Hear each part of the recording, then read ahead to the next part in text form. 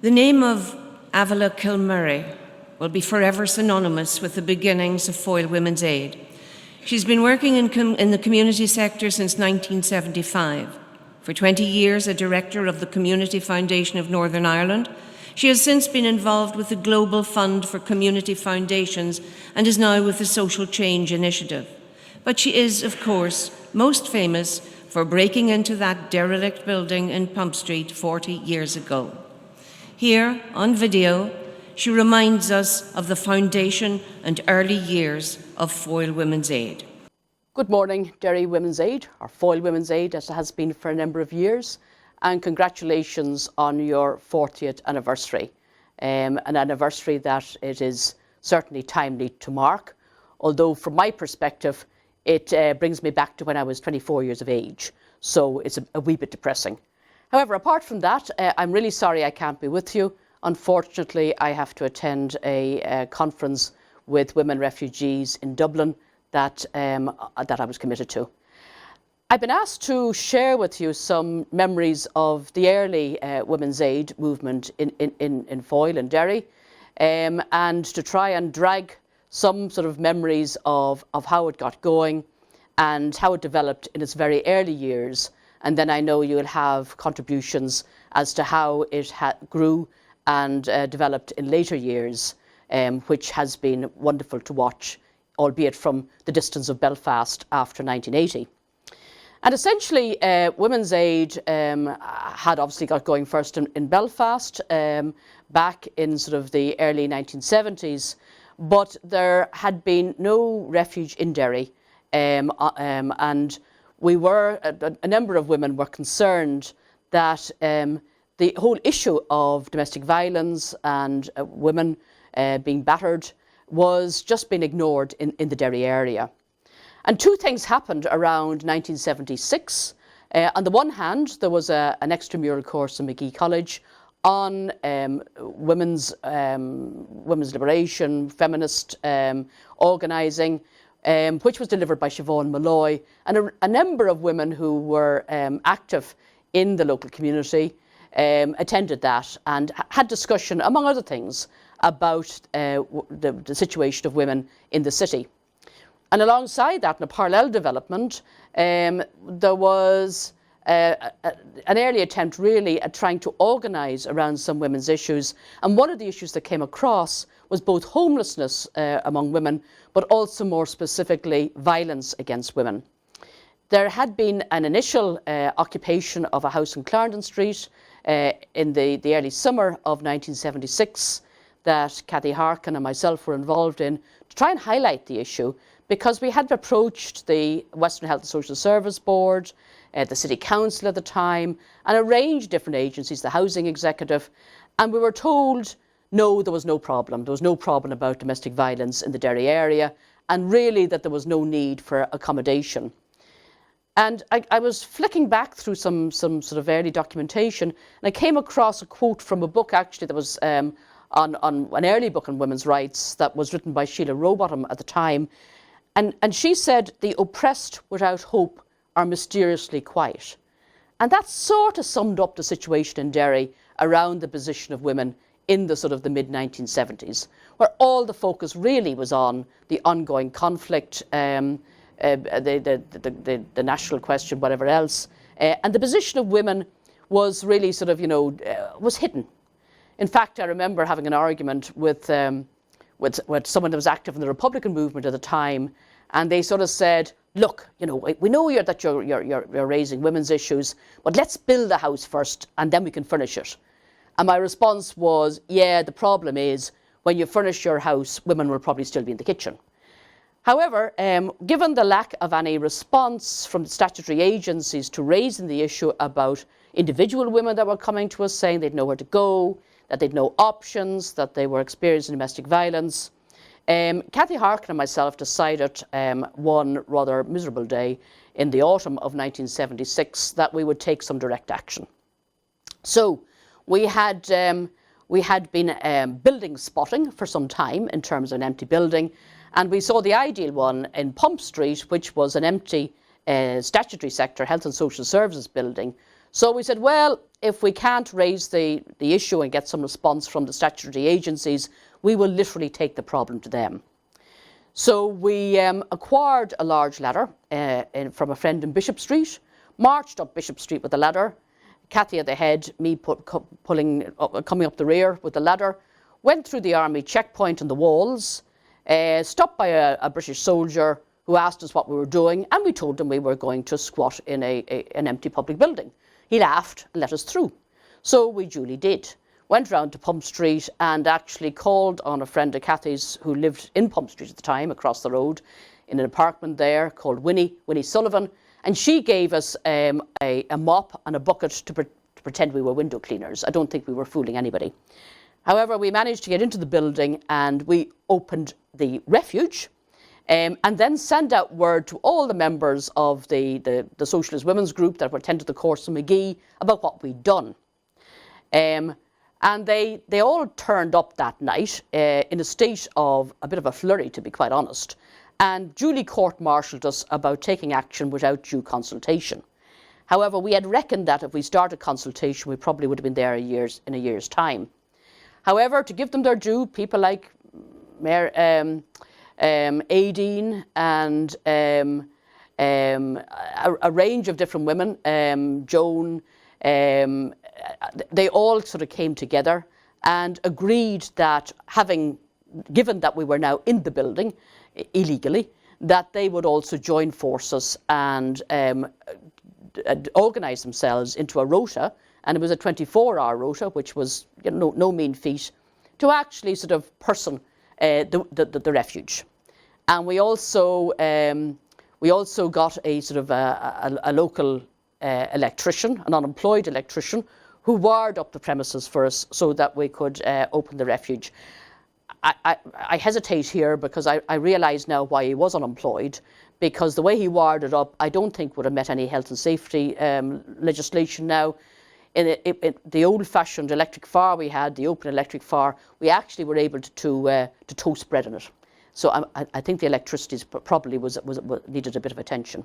Anyway, we opened the refuge. We put out a press statement, and for those of you that were around at the time, you remember the Derry Journal printed press statements at the drop of the proverbial bonnet. And we were duly relieved, I must say, whenever Lillian and her 5 children turned up within the first 48 hours looking for refuge. Because I think our nightmare at the time was we would be left with building but an empty building. However, amazingly, within 2 weeks, there was at least 3 families in there looking for refuge. And I always remember we got a visit from this rather elderly, in fact she looked much older than she was actually, woman at the time from Cregan. And she came down to say, look, she said, it's too late for me, but actually I'm just coming down to say good luck. She said, I was battered all my life, she said, and I absolutely had nowhere to go. And my family's response was, you've made your bed, so you lie in it. And she said, I just put up with it.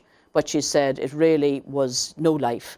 And she said, I'm delighted to see the refuge now being established in Derry, to give people an opportunity. So we had nightly meetings in terms of how to organise things, and we kept a diary because we had to have, because it was all done on the basis of volunteers. And the only funding we got actually was putting out popular calls and actually doing public elections. And I think that was perhaps the most depressing aspect of keeping the refuge going in those early years, going into pubs on a Saturday night, and guys saying to us, oh well, we'll give you a bob if you take my wife as well. But that's how we actually raised the money, and also then asking local businesses, Wellworths at the time or whatever, for donations of material. And actually, in fairness, the public call was responded to by a large number of people who brought in beds and bedding and chairs and whatever else. From right across the Derry Strabane area, but also from Donegal. We actually got a lot of support from Donegal. But the main tribute goes to those women who rolled up their sleeves, cleaned the place, it was in a terrible condition, and actually were there at the end of a phone. We got a phone installed at the end of the phone to take phone calls for women who either wanted to make contact to see what the options were, or literally just turned up the door with a plastic bag of belongings and 2 or 3 children. And in that first year, we actually housed 90 women and 300 kids in fairly primitive conditions, to be quite honest. But within 2 weeks of occupying the building, we got a phone call from the then Minister for Health and Social Services, Peter Melchett, who was a Labour Party minister at the time, saying, "Girls, I think you're in a bit of bother. I've just been asked by the local MP, Willie Ross, when I will be sending in the police to arrest you for breach of the emergency provisions legislation for occupying a public building.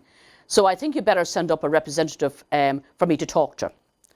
So with another collective meeting, we decided on sending up Eileen Evison, who from Coleraine University, but was a member of the Coleraine Women's Group and had been very active in supporting us in the Derry occupation. So Eileen was sent up to negotiate with Peter Melchett over dinner. I don't know whether it's myth or not, but I have vague memories that we were slightly disturbed when we heard that she'd been lighting her roll-up cigarettes off the candelabra or whatever during the dinner. However, she came back with good news.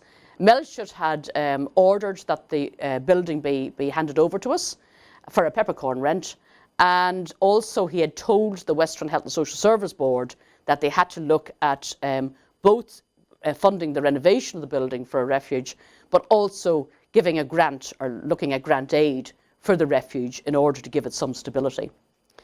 And I remember the other good news, 2 other bits of good news that we had at the time, around that time, was from a German volunteer group that we've been put in touch with, the Irene Network, who actually still send volunteers to Northern Ireland. And they agreed to send a volunteer, Roswitha, who would actually sleep in the refuge as a volunteer, which really took pressure off us. And also hearing from the Joseph Rowntree Charitable Trust that they would give us some money to start up. And I looked back over the old daybook some time ago and came across 2 quotes. One timed at 12:50 in the AM, which shows about the volunteer rota, saying, "Rowntree Trust may give us some money, yippee." And the other quote was, "A flea or not a flea? That is the question. Roswitha insists that we still have the little buggers." So that gives an idea of what the conditions were like, and also the dependence on charitable foundation money. And then the other foundation that weighed in, even before it had its formal application worked out, was the Northern Ireland Voluntary Trust when it was established. So it was a bit of a hand-to-mouth existence, but was a very important existence because of the number of women and children that we had into the refuge. And then it became a situation of almost like rolling activism, because we had people in the refuge. Then we had to work out about how to get them social security benefits from the BRU, the Dole office. Then we had to actually sort of look at legal cases on their behalf, and at that stage, Northern Ireland legislation was not in line with the English legislation about separation or divorce proceedings, so we had to lobby around that. We picketed the court whenever the judges made, fairly basically comments about that women really should be returned to the marital home. And we picketed a housing executive whenever they refused to rehouse women who were in the refuge for some time. So it was one campaign after another as issues almost emerged out of the fact that we had these women in the refuge. And of course, a lot of these issues hadn't been raised in the past. It was only whenever there was this voluntary organisation there that was just conscious of the very grounded issues, the very real issues that people were facing, that they were raised then. And for example, a lot of the women would have been subject to the Payment for Debt Act because of the old rent and rate strike. And again, we looked at that issue and set up LinkedIn with the Claimants Union movement in England to actually then set up a sort of a Derry Claimants Union organisation to lobby around that. So it was really serial lobbying, and indeed it was also meeting after meeting in terms of how to actually manage the refuge, how to be inclusive, and it wasn't all easy going. Obviously, in those sort of conditions, how people actually coexisted and lived together in terms of relationships with children and so forth, and indeed difficult situations. For example, when we had a couple of traveller women coming in, other women that were resident there saying they weren't going to live with travellers, and how did you deal with that? And in fact, the way we did deal with it was saying we are inclusive, the travellers stay, and if people decide to leave, then they decide to leave. Interestingly, probably an issue that is also on the agenda now when we have new communities coming in terms of people's reaction to that. And then, of course, we were operating in the middle of the Troubles in very difficult circumstances. In fact, one of the entries to the day book, or the night book at the time, was another one that I came across which actually highlighted that. And I quote, "Sent Thomas out to see who was ringing the bell. It was the army. They took his name." I remember Thomas, he was only about 10. "Went out to inquire what was going on, and they said they had seen someone with something long and solid in their hands. They went off, but came back again, and asked if we'd any guns in the house. Showed them the only one we have, a small broken plastic children's rifle. They've gone again. Now looking at how to deal with the letters of complaint that Eilish Gallagher of the Western Board, has about allegations we're running a brothel." So again, it was dealing with the Troubles, but also dealing with the backlash of a reaction. And indeed a reaction, I remember one report that there was comments from the priest in Shantala church on a Sunday saying that the refuge was breaking up families. And and those were the attitudes of the time, and in many ways it shows really how far we've come. But the other impact of the Troubles that I remember is whenever the refuge was renovated, we had an official opening planned, and we'd invited Peter Melchett to open it. But about 2 days before he came, there had been a young man who was found dead in the police cells. And of course, there was major demonstrations around that. And we were told in no uncertain terms that no British minister would be welcome in Derry.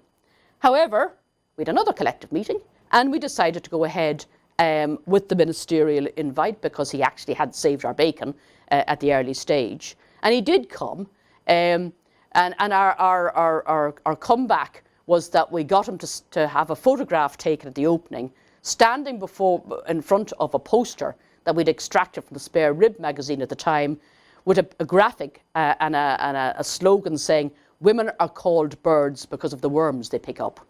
And I'm afraid the minister's PR people were a bit upset about that, but he laughed about it. So we went ahead and had that printed. But we did have quite a lot of talking down to do in terms of the broader public in Derry as to why we had a British minister opening the refuge. So there was all those issues to deal with on top of the issues of actually dealing with violence.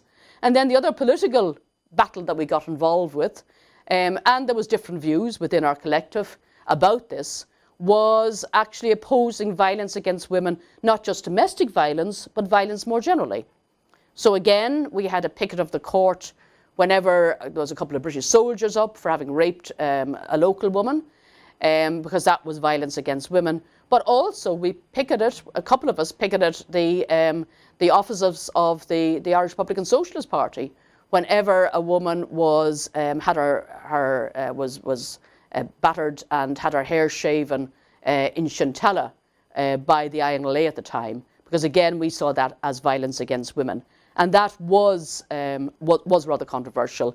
And I know some people felt that it was actually broadening the issue too far. But again, those were the circumstances of the time. And that led us to, again, a bit more direct action, which was completely blamed on Cathy and myself, which is quite right. That coming up to International Women's Day, we did a slogan along, which actually lasted quite a long time, along the walls of Magee College in the Northland Road, saying, "Women unfree shall never be at peace," which again caused some ructions in the Bogside, because of course it was a takeoff of the famous Patrick Pearse line at O'Donovan Russell's grave, "Ireland unfree shall never be at peace." However, it did get us noticed, and Women's Aid did become really quite well known. And indeed, at the time, because Belfast Women's Aid were still trying to get another refuge because their first one had been burnt down, and Coleraine were trying to get a set up, We also responded to a lot of meetings across Northern Ireland. I remember meetings in Omagh and in Craigavon and in Newry, again raising the issue of women's of domestic violence. And I always remember, in fact, the issue in the meeting in Omagh, where people were saying, oh yes, but this is a working class issue. Well, actually, no, it's not. Evidence in England says that police officers and medical doctors are among the highest category in terms of domestic violence. And you could have almost heard a pin drop in the meeting. And then in Strabane, there was a small refuge open to try and take some pressure off Derry, because at the time we had so many people coming in, including, you know, making links with the Women's Aid movement in Britain, and women perhaps who were being badly harassed by husbands or ex-husbands, being moved backwards and forwards between England, Scotland, Northern Ireland, and indeed then links. In fact, we went down to Bray, where we met Liz McManus, who later became a government minister, where again the Women's Aid movement was starting in the Republic of Ireland. So it was, you know, it was becoming a movement. And indeed, Derry actually hosted the first Women's Aid, Northern Ireland Women's Aid Federation coordinator. I was actually the first voluntary coordinator, but then we also got some money to have a paid coordinator. The office was in Derry until 1981, when it moved to Belfast. Remember, the agreement was that it was going to rotate around all the areas. When it got to Belfast, it stuck. However, that's history. The role of Derry Women's Aid, that later became Foyle Women's Aid as a more inclusive name, which was quite right, I think was very important, not only in terms of responding to a very real need for individual women, but actually raising issues about, more generally, about the position of women in society and violence against women, and indeed the lack of facilities and work by Cathy Harkin, who was really the heart and soul of Derry Women's Aid, by Cathy, and she became the first paid worker in the refuge from, I think, 1979, 78 perhaps, to 1981, before she came to Belfast to do some work around lone parents. But work that she did, you know, along with Eileen, with a lot with Aideen, and a lot of members of the collective, that then spun off into looking at childcare facilities. The Foyle Day Care Centre, whatever came out of that, were really important in terms of both raising those issues and linking service provision with community organising and with advocacy, because there was also a lot of advocacy work around trying to change the legislation. In fact, another fond memory, whenever Cathy and myself went up to lobby the Reverend Ian Paisley in his office, which was then at the back of his church on the Ravenel Road, around divorce legislation. In fact, he wasn't there. We met Eileen Paisley. I almost got into trouble because I brought with me my then 3-month-old daughter and was humming to her. And Cathy kept saying, "Shut up, shut up." I said, "Why?" She says, "Do you know what you're humming?" I said, "No." She said, "Oh, when only the rivers run free." So, again, sort of, we were involved in that sort of campaigning work. That also, I think, helped then move into the setting up of the Derry Women's Centre in 1981, initially in London Street and then latterly down by the Walls, where Teresa Kelly, the late Teresa Kelly, in fact it's her anniversary, her first anniversary of her death 2 days ago, was the first worker there, and where, you know, going in the morning, she had to light the fire as well as organise all the courses and the childcare and all the rest. So there was great energy, there was great heart, and there was great sense of mission among all the women, and they were largely women that were involved over those years, which later then obviously became more organised, more formalised, and more effective in terms of providing services, both in Derry but also the surrounding areas, and then linking in with the Northern Ireland Women's Aid Federation. That's gone from strength to strength. And I suppose, in conclusion, if I had one or two thoughts, it would be the importance of not losing that sense of a movement. You know, it's all too understandable and easy in some ways to become very organisationally driven, but actually the importance of the movement was that it linked the organisation, the service, the advocacy, the campaigning, and the openness to look at necessary change. And I think that is what is still required, but also to maintain the focus on the position of women in society. And I know that there has been sort of government moves in recent years to say, oh, no, we must broaden it and this is all too narrow. But actually, you know, thinking about Yvonne Boland's poem, Women's Place, she talks about women were never at the scene of the crime. And unfortunately, perhaps that still remains so, which means that there still needs to be energy put into ensuring women's involvement and impact on decision making and policy making, particularly as it affects them and their sisters. Thank you and enjoy the rest of the day.